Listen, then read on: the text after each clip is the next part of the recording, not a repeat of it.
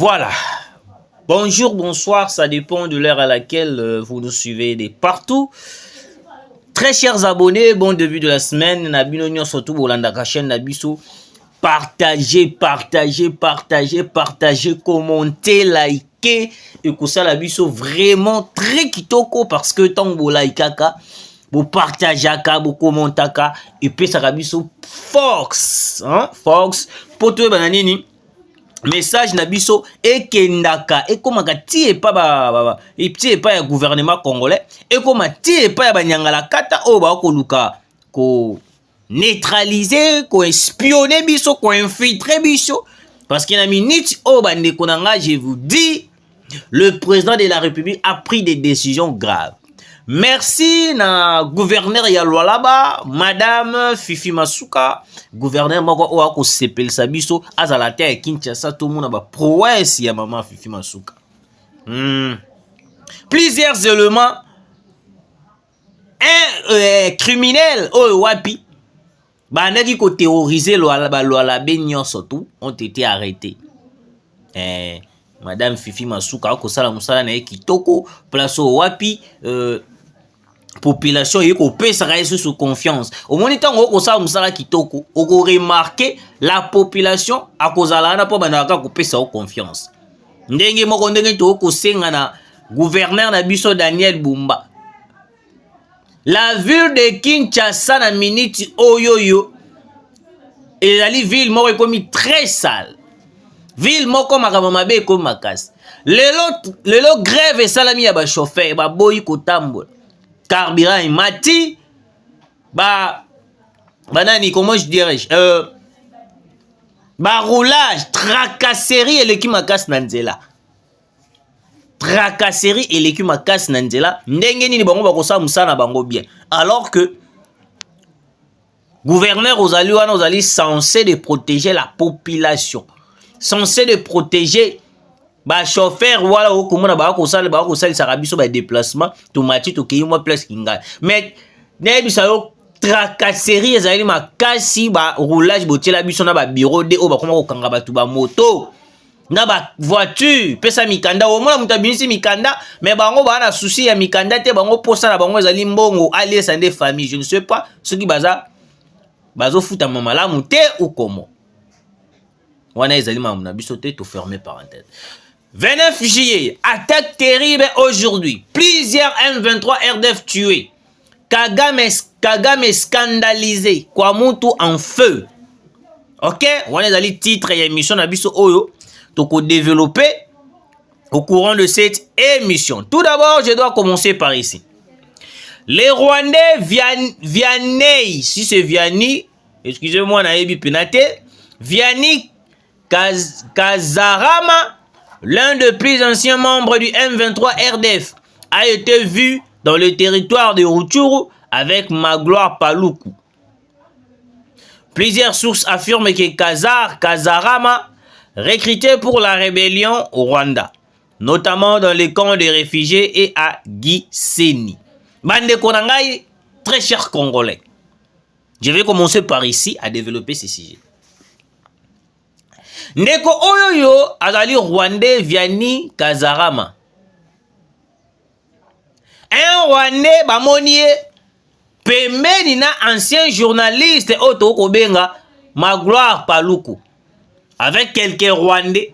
Donc bazui lisusu l'ancien un ancien membre ya M23 na kombo ya Vianney Kazarama bazongisi lisusu au sein du M23 pour aller na kosalaka ba recrutement ya ba élément M23 mususu parce que na minute oyo il y a une attaque qui se prépare lobi to sala ki mission pour la koyebisa bino ndenge nini. Il y a une opération qui va se faire. Dans cette opération biso toko penser na opération wana toyeba na kokota ti na Rwanda, kokota ti na place nyonso bato wala bazali toyeba na kobenga na bango parce que soki tokoti na Rwanda lelo les occidentaux bayoki ke tokoti na Rwanda ba koyeba na kotelema kosala quelque chose lokola ba mona ka biso to agisaka te ba mona ka biso to lobaka kaka mais tosalaka ba acte te yango omonaka eloko epusaka bango basali bacontinue kosala kaka basanction moko médiocre basanction moko oyo eza ata na eloko eza na soubassement te des sanctions oyo eza kokondamne mutu sévèrement te basanction moko légère. Ils ont appris relation na biso coopération na biso avec la Chine.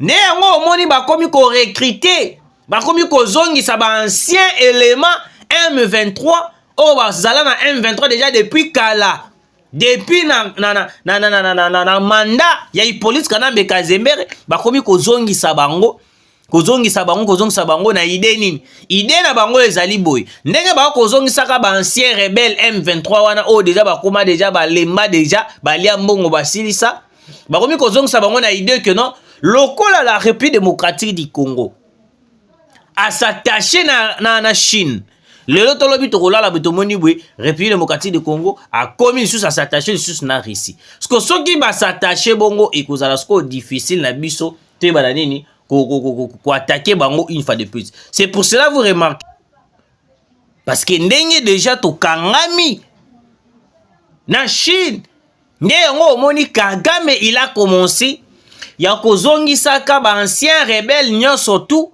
o bazali en vie kozongisa bango au sein de M23 bakomi lokwa batu moko bakomi kopesa ba stratégie militaire po nini po bayeba na nini ko attaquer tango biso to kozala M na kulala to après trêve na biso bango bayeba na nini ko attaquer biso fortement bande ko na ngai alors que biso to vandi awa en train d'observer le cessez le fait de l'autre côté le M23 ba ko renforcer ba position na bango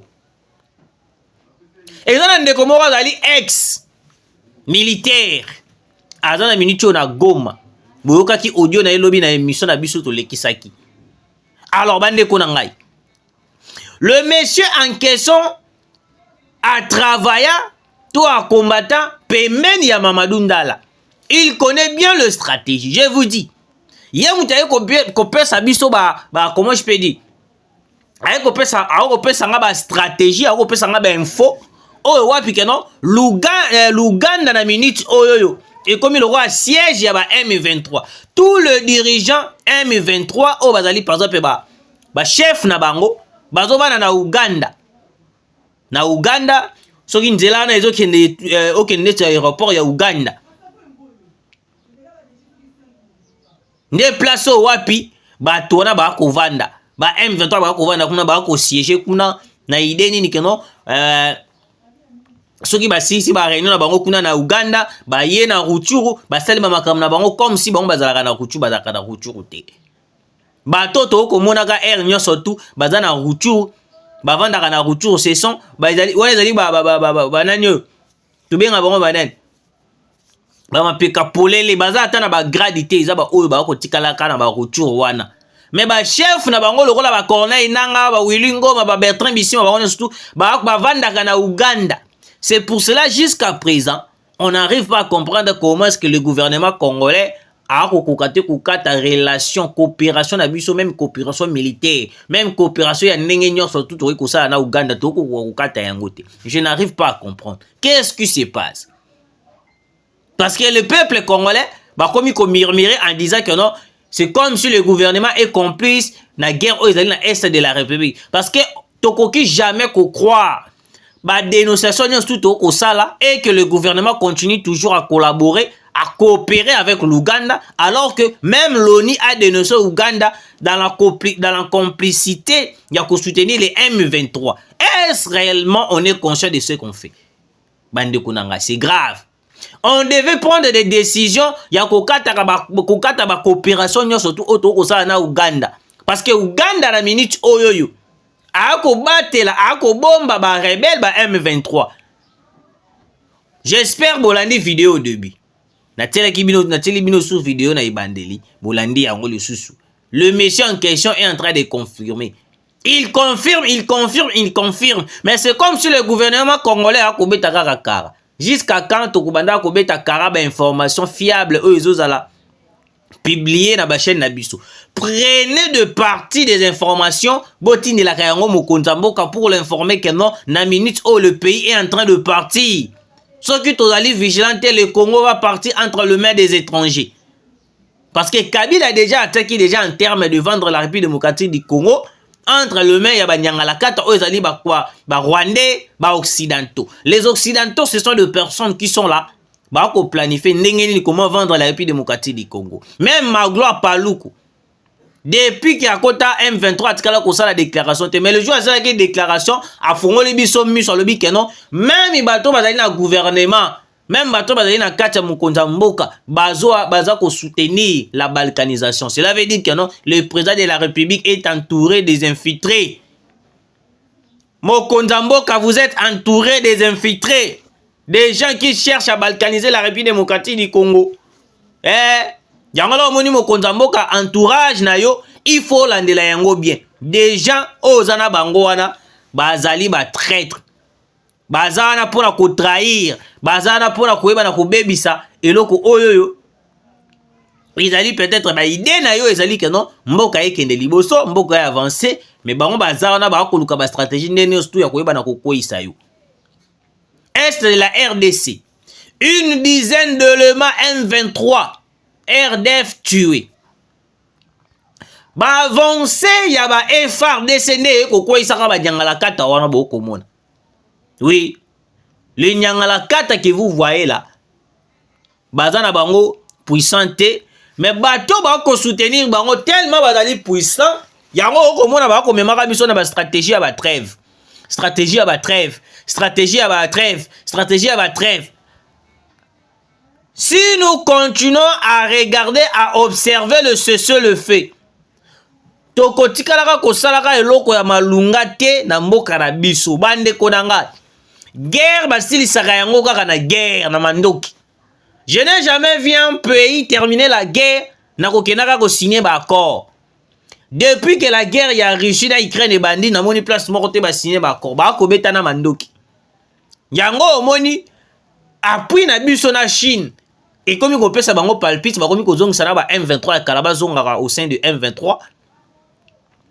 Ba ex M23 ne ba komi ko zonga na kati ya M23 RDF. Ba komi ko kota lokwa ba élément pour ba ya ba pesa ba information. Mais comment est-ce que l'Occident va komona que non l'armée de Paul Kagame bazali na est de la République. Mais pourquoi l'Occident n'agit pas? Pourquoi l'Occident n'arrive pas à sanctionner sévèrement Paul Kagame et le Rwanda? C'est là que je vous dis bande kunangai que non to éviter couper sa confiance tabiso na ba américain. Oh ba américain sanctionne les alliés vraiment même ba titre mususu totaka na ba chaîne mususu que l'Occident vient vraiment de sanctionner. Oui, ba sanctionner bien sûr. Mais est-ce que ce sont des sanctions réelles, des sanctions qui ont apporté un plus na guerre autour de l'Est de la République? Moi, je ne pense pas. Ils ont dit des sanctions visant à ralentir les avancées de FARDC du président de la République, Félix Antoine Tshisekedi, et puis d'aider la vitesse supérieure de M23 de s'organiser pour que les gens makasi to dans la possibilité de yakoyeba la agir. Oui, je vous dis clair, la trêve est qu'elle jamais qu'on a une manière, une chose pour na ekota kimia na mboka na biso na est de la République. Mais trêve ya ki wana pour faciliter les M23 de se renforcer, les M23 de venir chercher de moyens comment est-ce qu'ils vont encercler Bunagana une fois de plus, parce que la minute Bunagana baza ko renforcer toujours.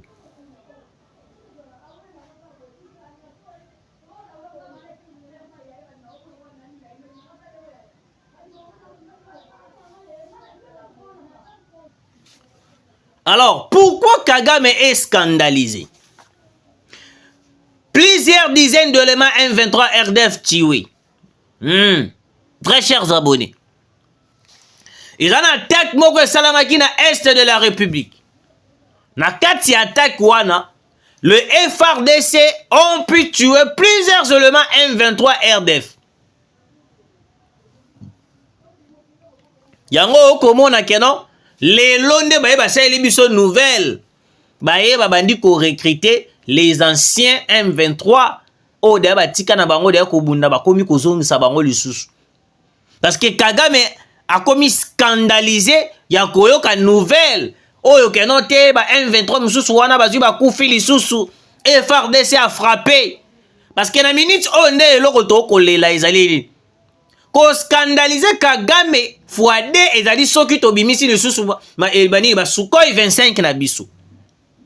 Ba Sukhoi 25 na biso ba drone militaire. Soki ebimi okomona Kagame komi pena vraiment scandalisé parce que tant to beta kamakasi le M23, tant to koi sakabango à travers le Sukhoi 25 le Sukhoi 25 et nos drones militaires. Kagame ala la kapongité parce que pona ya mona lokola ba longiye. Yango omoni to kosenga na mokonza mboka qui est en train de bloquer la sortie de nos avions de chasse Sukhoi 25 et nos drones militaires. Parce que Kagame n'a commis scandalisé na minute oyo. Il a perdu beaucoup de militaires na front, na journée à lobby. Parce que affrontement moko salamaki dimanche o wapi FARDC a beti mandoki masase beti na ndenge ya kosakana te o ba élément M23 RDF ba kufi ya kosakana te. Par la nouvelle oyo komeli Kagame nde Kagame a commis na ba inquiétude. Parce qu'on a ba inquiétude na ye, on a pu avoir des informations sûres et fiables et laksa kenon na Uganda a lancé une fois de plus recrutement de jeunes militaires bakota na armée. Mais sikoyo soki bazu basali recrutement talasko stratégie bazo lingani bakeno kosala formation wapi na Rwanda. Vous voyez, c'est par là donc va que la formation en Rwanda ne place au wapi bakoti kala po ba ko renforcer le M23 parce que Kagame na ba nouvelle o ayokaki que no ba FARDC ba bomi bien ba bomi ba M23 RDF et belé vu qu'il est scandalisé, il a appelé, il a fait appel, il a fait recours na Yoweri Museveni a lancé processus de recrutement de jeunes militaires. Donc bakokota pour permettre bangba que des formations na Rwanda. Et bimana sens wana pona ko détourner ko détourner conscience to ko détourner morale ya ba occidentaux. Mais c'est un plan déjà élaboré, même les occidentaux sont au courant. Les occidentaux bayebi ba stratégie dans sous Paul Kagame ya sala kapona ko déstabiliser est de la République. Yango omoni bande kunanga quel que soit ba stratégie nyonso tout sali tokoki jamais ko benga lisu ba occidentaux. Ça serait mieux ndenge to komi na Chine to benga ndenge to benga lisusu to benga nde Russie. Wana nde kozela biso malaba. Alors, Kwamuntu, 5 personnes tuées par le milicien Mobondo à la ferme Pwebi. Très chers Congolais, bande konabiso nyonso bokolanda biso de partout. Transférez cette partie de message, de cette analyse, comme ça, botindela yango mukonzi ya mboka. Monsieur le Président de la République, Félix-Antoine Tshisekedi, avec beaucoup de respect que je vous dois, nous sommes préoccupés de la situation qui se passe à l'est de la République démocratique du Congo. Mais c'est comme si situation ya Kwamuntu bandundu kuna toko landela yango penate. J'avais dit ici sur l'émission Oyutaki Koleka semaine coulée. J'avais dit que non, makambo etali Kwamuntu, o etali au Grand Katanga. Ezaba bilo komoko, o wapi e kosenga. On devait déployer plusieurs militaires net na ba parti le roi ba Kwamuntu wana. Parce que Kabila quand abanaki ko sala ba idée wana ya ko trahir la République, vendre la République démocratique du Congo entre les mains ya bato o bakoki côté Kamboka. Bato o bakoki infiltrer pays. Kabila azalaki na idée te que non tangu akokoma na niveau moko boye ke no ya kolonga bokonzi. Kabila azalaki na idée ya kolonga na bokonzi te. Kabila azalaki na idée il va rester au pouvoir ndenge Paul Kagame atikala na pouvoir. Mais vu que la pression de la population congolaise et puis il y a Papa Etienne Tshisekedi accompagné de plusieurs partis politiques, il y a opposition aux ezalaki na tana, on a marché, il y a eu des morts. Ne Kabila a cédé qui na pression, aux ezali pression ya population et puis les occidentaux bakbandaki ko appuyer population congolaise en disant que non Kabila yo to moni plan na yo isimbité ya bande ko mususu simba malgré pression malgré nini mais bande ko mususu simba na yango bavanda na bango na bokonzi mais yo c'est comme si simbi na ngote alors eloko koyuka ko sala tika na okaka bokonzi nzambe moka yebi peut-être kozonga prochainement. Alors Kabila tanga yo kibongo Kabila a préparé un coup au Kabila a préparé qui ezalaki nini. Kabila a révisé la constitution. Kabila a signé les accords. Parce que Kabila savait très bien que non, surtout oya sali na mboka na biso. Tanga kolonga la bokonzi, il sera poursuivi. Alors pendant azala poursuivi te, Kabila a révisé la constitution. A mis pesi valeur makasi na kati ya constitution wana. A sali ete na kati ya constitution azala protéger même après son mandat. Ne lelo Kabila bomonaka kenon Kabila il est difficile de juger Kabila. Tangu idée ezwamaka kenon to réviser constitution bokomona PPRD FCC bazalaka bato liboso ya kotelema pour dire que non on ne peut pas réviser la constitution. Ceux qui ont révisé la constitution, cela veut dire que non, tu sais qu'est dit, boye. Bah, pesa kabiso, bah, contexte, non, surtout pour tout ça, là, yangote. Au moins, on a un moko, tout ça, nini, tout tiki. Mais Kabila, pendant qu'il était encore président de la République, à côté de la kabiso, bah, tout moko, beaucoup se rappeler, bah, kotaka na nzela ya bandundu, bah, kotaka sous forme lokola ndeti o te bazali banani yo peuple moko nomade baye kaka kotambola baye koteka bangombe bakotaka na idée kana baye koteka bangombe depuis bakota baye koteka bangombe jusqu'à présent au moment où je vous parle na année o na koloba na bino na jour oyo batikala kobima te batona baye koteka bangombe alors que Kabila avait fait les stratégies Yanin, ndenge bakoti bongo ba occuper bandundu mobimba. Ba se transformer bazu ba komi kobimisala biso ba idée que ote ba teke na bayaka ba komi kubomana. Jamais. Je n'ai jamais vu malgré tout tout na ba 90 te, tout na ba 50 te, naza na 40 te. Mais na ajo naza na yango nanu te na yoka banda na bota matindenge na komi na ajo yo na okaki no muteke na muyaka bazwi babomana non toye koyoka yango kaka pendant que Kabila alongwe toye komona situation wana ebandisi ko kolamuka d'après les informations ministre ya justice Constant Mutamba moi je pense que non vous devez interpeller à la personne de Naneyo Zombie, le chef coutumier qui était nommé, pas choisi par les ancêtres, mais nommé par Kabila, a dirigé par Tuana. A géré Makambotali par chef coutumier. Zombie a été la personne qui a facilité l'infiltration na bandundu kuna o lelo to komi ko beta masolo bondo. Mobondo ti e ko telema na bandundu kuna na kwa muntu.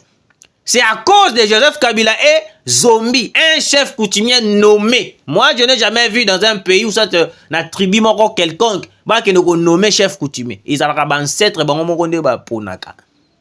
Mais Kabila a nommé un chef coutumier au nom de Zombie.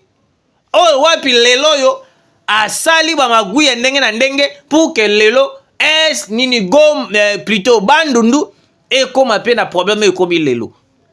Alors,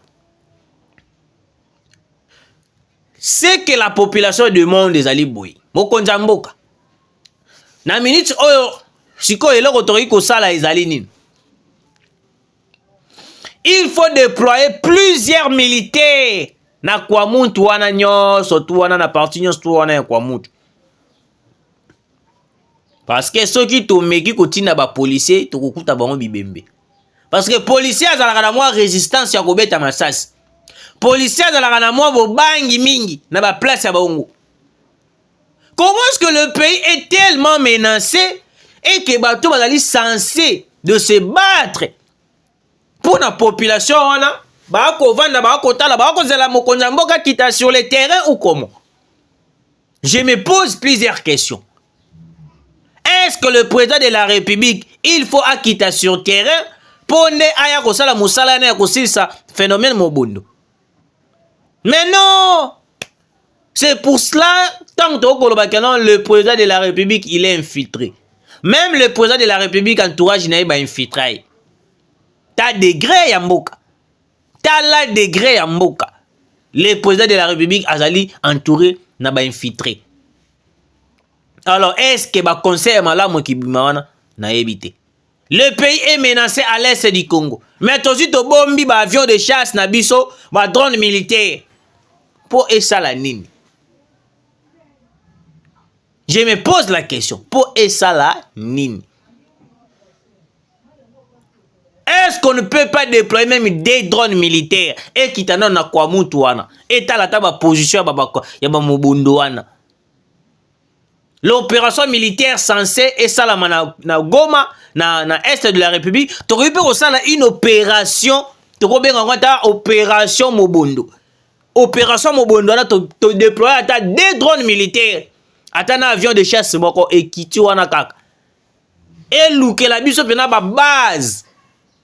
Oyo ba mobondo wala bazali pour que to traquer bango, te bala ko silsa bango ata ko silsa. Mais jusque là je ne comprends pas.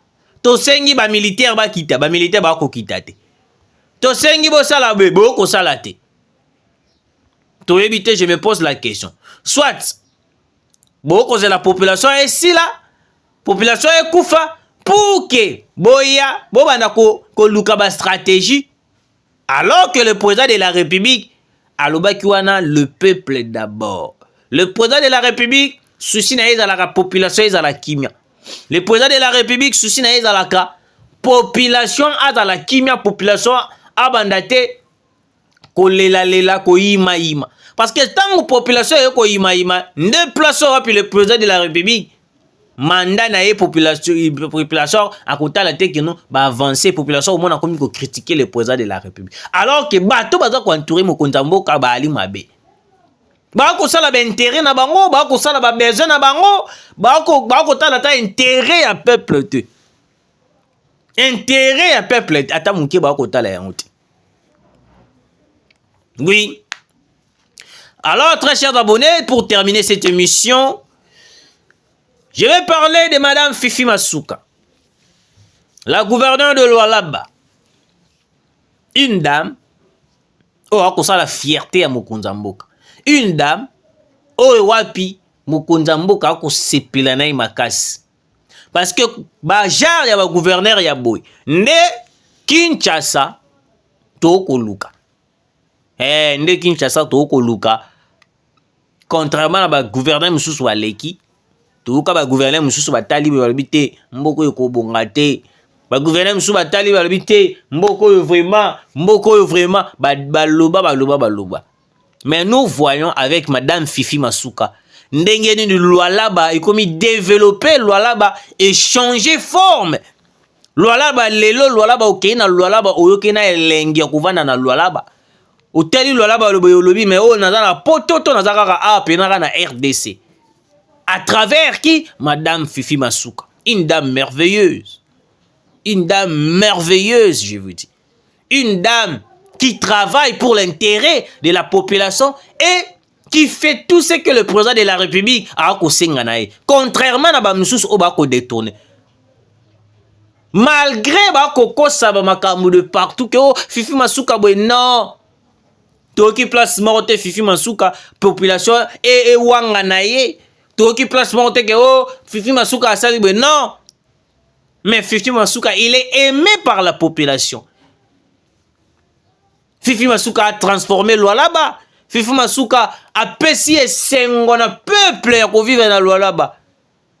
Bolandaki vidéo o to chikotila mino ndenge nini akangeli biso ba criminel o wapi bande ko terroriser ba Lualaba nyonso. Mais à travers madame Fifi Masuka nous voyons comment est-ce que lelo yo population ataka na esengo soki ayoki ke no Fifi Masuka a kiti place wana Fifi Masuka zo sala boy. Moi je pense que non, il mérite encore mieux. Elle mérite encore mieux. Azo mérité lisusu na mandat na lisusu azala kaka. Madame Fifi Masuka. Vraiment ba prouesse na eleki makasi zo ganga ekomi ezo population azo kokate ba komelinga ba lobi mende ko na ngai mais yo lobela kaka tiseke de bête est-ce que ko mona ba prouesse ya Fifi Masuka tena si bango te na kolobela yango na kolobela yango Fifi Masuka zali moto moko malamu o wapi ako sala pour l'intérêt à peuple ako sala intérêt à poche na bango na intérêt à poche na été. Oui, merci de nous avoir suivis. Naba o nyonso bolandi biso partager botindela yango bakonzi ya mboka ba comprendre nini ezoleka na mboka na biso. Tukutani mbala sima.